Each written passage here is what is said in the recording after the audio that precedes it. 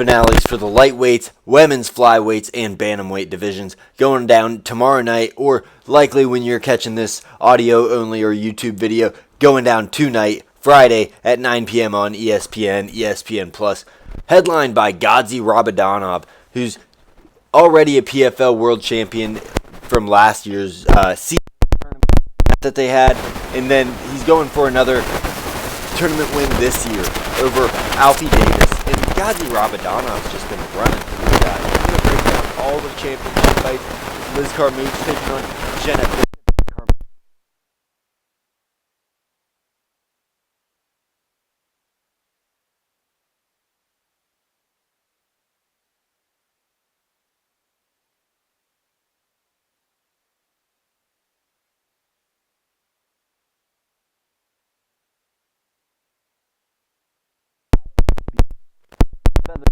Champion for Kobalayev and the welterweight champion for Thad Jean. This could be a Star is Born kind of moment for any of these people. Alfie Davis is a huge dog, could shock the world and propel himself into superstardom. You got Marcelo Alves, who's been just a slight dog in all his fights, but has just gone out there and beat on these dudes like Jake Hadley and Leandro Ligo. Is that his name? Higo? We'll get into it all. I'm going to break down, like I said, the 3 tournament fights, and then we'll talk about the rest of the card, other things PFL's doing, and how they might be able to see highs that they've never seen before in the next couple of months, next year or so, if they can stay afloat for just that much longer, with the UFC departing to Paramount Plus and them being the only game in town for ESPN Plus as far as MMA goes. There's no one else that you can really put on TV. Maybe Ryzen, but the live event just won't do it at 2 or 3 in the morning or 6 a.m. Whatever Japan's going to be putting that on. And one's MMA's dead. I'm all over the place. How the hell you doing? This is Blood and Beer. Make sure you like, comment, and subscribe on the videos. Check us out on audio-only platforms, Spotify, Amazon, Apple, anywhere you get your podcasts. You know how it goes. Let's kick things off with the main event, though, of this PFL World Tournament Finals. PFL 9, as they're calling it. They start the numbers over each year. Whatever. We're not going to dog them for everything or anything here, I don't think, this week. But, yeah, Gadzi Rabadanov, as I said earlier, he has been running through dudes since he's come to the PFL, really. Goes through last year's tournament, gets a decision in the opening round, and then after that, it's been all finishes. And over some top-level guys, he's finished Kevin Lee, he's finished, let me get the names here. Kevin Lee, Mark Jacasey, who was the guy that he fought in the tournament finals last year? It wasn't Mads Burnell. Goodness, it's escaping me. But Gadzi Rabadanov's just been, Brent Primus. He's been just finishing dudes. Trains with Khabib Nurmagomedov. The dude's a wrestler at heart. That's his goal in life, is to be a wrestler, to be a Dagestani wrestler. But he's just got these explosive hands that are putting everybody out lately. A 4-fight knockout streak, 3 of those in the first round. And Rabadanov probably would be the PFL lightweight champion or the number 1 ranked fighter if it wasn't that one of his best friends and Usman Nurmagomedov wasn't already the number 1 fighter for PFL as a lightweight. He's already their champ, pretty much over there, having come over from Bellator. He's got a fight announced. We'll get into that in a moment. But Gadzi Rabadanov, he's inevitable over in PFL. He's flatlining everybody, guys from UFC, guys that are vets from Bellator, flatlining them, just putting them all out, ground and pound. One shot, pop shot, outlast you, and he'll anti-wrestle or wrestle you. Alfie Davis has had a fun run this year in the PFL tournament. First round, Clay Collard gets a spinning back elbow knockout, and then he puts a thumping on, he puts a thumping on Brent Primus as well, but not like the thumping that Gadzi Rabadanov put on Brent Primus. And that was a much fresher Brent Primus. Brent Primus a little bit damaged after the Gadzi Rabadanov fight, even if it was a year later when he fought Alfie Davis. The best odds you're seeing on Gadzi Rabadanov is minus 800, and I think that matches up just about right, minus 1,000. The guys should be running through Alfie Davis, but if Alfie Davis, nobody's out of any fight before it starts. If he goes out there and throws something wild, gets a fluky knockout, I wouldn't be surprised because he's a creative striker. He's a creative dude. He's been around the block with 24, 25 MMA fights. So it's going to be a fun one. Only way Alfie, I think, is winning. It's not going to be by decision. It's going to be catching Godzi, coming in, blitzing with strikes, maybe getting overconfident. Maybe that 4-0 knockout streak is getting to his head. Goes in with defense down, and Alfie catches him. But I think odds are we're going to see, just like his training partner, Mavlid Kabalayev, become a 2-time PFL World Tournament Champion or PFL World Champion, whatever they're calling it. And speaking of PFL World Champions, we got Liz Carmouche, former Bellator champ, former UFC top 10 mainstay. She was in the inaugural UFC fight, I think, with Ronda Rousey. She's taking on Jenna Bishop. And this fight's pretty simple as far as how it's going to go down. As far as what we have here. We have Liz Carmouche's pressure in her wrestling and her experience going against Jenna Bishop's jiu-jitsu grappling skills and her tricky submissions that she pairs along with it. And I truly think this is Carmouche's fight to lose. Both these women are a little bit older. I think Jenna Bishop's 39, Carmouche 41. Carmouche, though, hasn't been submitted since being put in an armbar by Ronda Rousey, and that's Ronda frickin' Rousey. The last submission before that was 2011, so I'm not worried that she's going to be submitted by Jenna Bishop. And while Jenna Bishop had a good fight with Talia Santos is a fighter that's kind of up and down, and both these girls, they lost in the semifinals last year. So it seems like the flyweight division for women's over in PFL might be declining with Dakota Dicheva pulling out of the tournament. And then Talia Santos either pulled out or popped for a drug test. I'm not sure. I'd have to go look that up. But yeah, I just think that Liz Carmouche is going to win a 5-round affair against Jenna Bishop. I don't think Jenna's going to be able to find a submission on her now. Certainly there's a chance over 5 rounds, better chance than over 3. But with someone like Liz Carmouche, she puts the pressure on you. She's going to wrestle you. She's going to put you in uncomfortable positions, put her weight on you and make you push it off of her, make you carry you. I just think Liz is going to win this pretty easily. I could see her breaking Jenna Bishop in rounds 4 or 5. Jenna hasn't been to a 5-round fight, and her last 4 or 5 wins, aside from one, have all been submissions. She's a submission threat, and as I said earlier, Liz Carmouche not submitted since 2012 when she fought Ronda Rousey, and that was, Ronda Rousey, and it showed Liz that she needed to fix up some holes in her game, and she did. She can still wrestle without being in danger of being submitted. So yeah, I like Carmouche breaking down Jenna Bishop in rounds 4 and 5 and getting the finish possibly. But don't be surprised if we see a decision as well. Usually the PFL live odds don't drop until the day of or as the fight's about to start. So, but I wouldn't hate sprinkling a bet on Carmouche round 4, fight ends in round 4, round 5, Carmouche TKO or submission, something like that. But we'll move on. We'll keep this train rolling along because we don't have all night or all morning. It's 11 p.m. on the East Coast here. Not on the coast, but we're on their time zone. But we're moving on to the final World Tournament fight of the evening. We got Marceli Alves taking on Justin Wetzel. And this fight could bang. I'm not sure. Marceli Alves gets in these weird fights where he's just swinging bombs and he'll eat your shots but not look like he's being damaged at all. He doesn't seem to get very many finishes, but all his looping shots, his wide hooks that he throws, seems to wobble his opponents or at the very least throw them off balance, a little DDP-esque.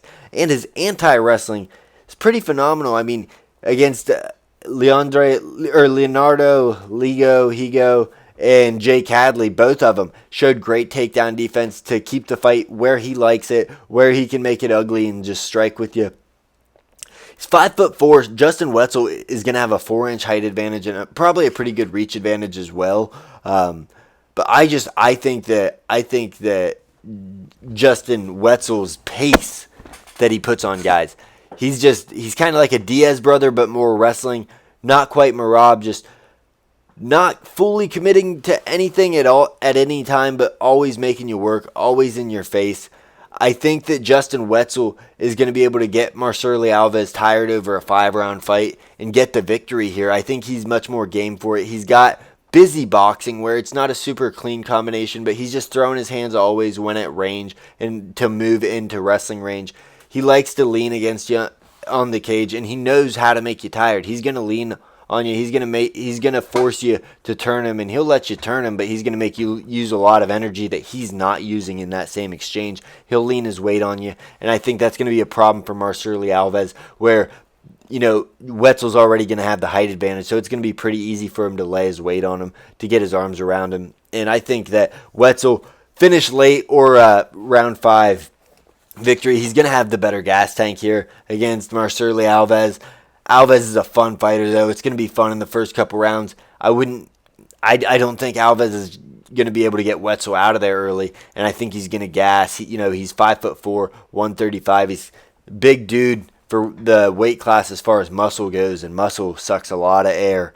So I like Justin Wetzel here to get the job done, but I don't know. You never know. The cool thing about PFL is a lot of these fighters are from so many various regions and they're not necessarily guys that have been fighting in the U.S. on a central scene of guys from so many different regions for a long time. Marcelo Alves was competing in South America for a long time. Justin Wetzel, he's been on the American scene, but when these guys first come to the big leagues, to the PFLs, to the UFCs, they still have a lot of essence of their old fighting style, and that's what I like about these PFL World Tournaments. You get some vets, but you get other guys that just fight the way they fight out of their style. They fight their fight. I love it. PFL is doing really good things. And this fight card's at 9 p.m. on a Friday. You kidding me? Right there, 9 p.m. on a Friday on ESPN. Friday night fights are back, baby. They're just not with Top Rank. So they're finally moving in the right direction. They're trending upwards. They're making good decisions. They're not shooting themselves in the foot every chance they get. I mentioned Usman Nurmagomedov has a fight announced. It's going to be Paul Hughes.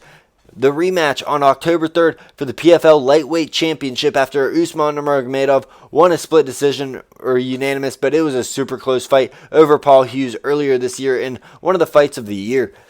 That's a fight fans have been screaming for, and PFL has almost told us to our face we're not going to get that fight. You got to let it play out. There's stories to be built, stories to be told here.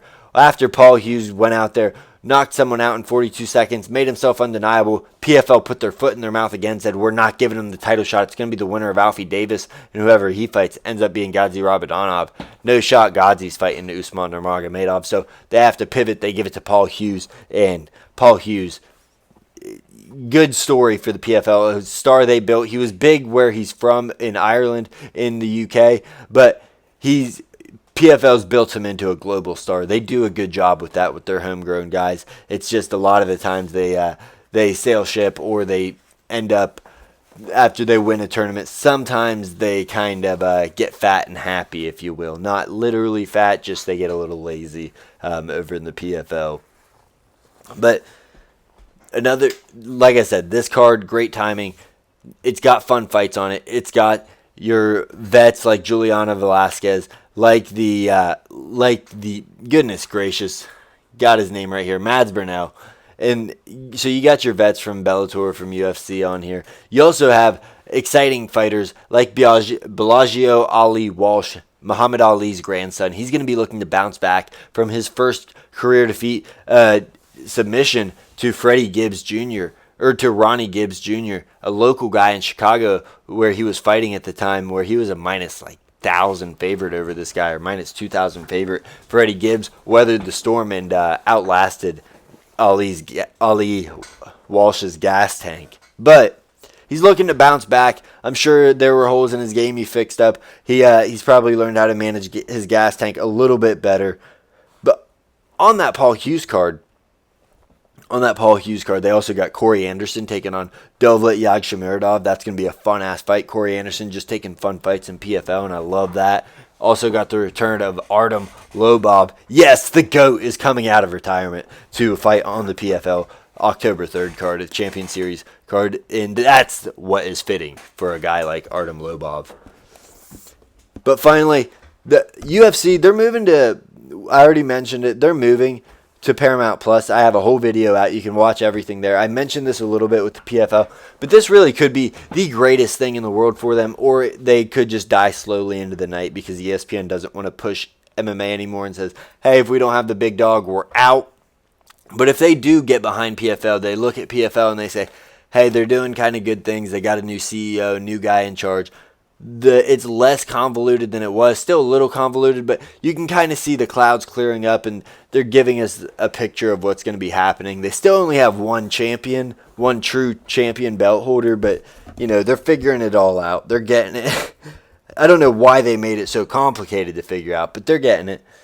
And if ESPN looks at them and says, hey, they're moving in the right direction, they could get behind the PFL and make them true co-leaders in the combat sports world in MMA. They're probably never going to topple the UFC, but maybe demonopolize them, whatever you would consider the UFC. It's just, if ESPN gets behind PFL, says, hey, look, we might not have the UFC fighters, but look at the performance we're putting on. Ghazi Rabadanov is the most exciting fighter out of Eagle FC. You got Clay Collard, who just puts on war after war. You got Dakota Dacheva, a rising star. Johnny Eblin, even though he lost the title, he's got a rematch that he's going to be looking for with Castello Vancinas. There's a lot of stories to be told in PFL, and you can promote stories. You can make it big. It's going to be like a Bellator. It's going to be like a Strikeforce. It's going to be something that you just... Friday night fights, when you don't have anything else going on, let's throw 2 PFL cards on a month. Let's throw 1 PFL card a month. But they could definitely take a big step forward with their exposure, with changing their reputation. The product is already changing. We're seeing that rapidly with the app, with a little bit of rebranding, with finally giving us fight cards that make sense, fight cards that people want to see and that have entertaining fights. They finally got PFL Africa rolling, so things are looking good for PFL, and they could skyrocket into the future. But it's all going to be up to ESPN and what they want to do over the next 6 months to a year. Are they going to want to, after the UFC's gone, are they going to want to shoot or strap PFL to a rocket and try to get them off the ground, or are they just going to say, yeah, we're done with you. We're going to let you go out like Bellator. Showtime just threw you out into the river slowly into the night like Moses, and ESPN could absolutely do that. It's interesting to see what could possibly happen. I'm not sure, but I think that's all I got for you. Another A+ weekend on the PFL scale that I grade them on. Shout out to them. Shout out to me doing what I do here on the Blood and the Beer. Make sure you hit us with a like, comment, subscribe, what you do. And yeah, that's all I got for you. We'll have the lightning fast recap coming out tomorrow night on this card, or early Saturday morning. And don't forget, UFC 319 going down this weekend. So while PFL is not going to win the weekend as far as best event, it's going to be a fun one. We got Friday night fights from PFL. We got the UFC 319 pay-per-view on Saturday. What's better than that? I'm Matt with Blood and Beer. That's all I got for you. Thank you for tuning in. And yeah, subscribe, like, follow on the socials, whatever.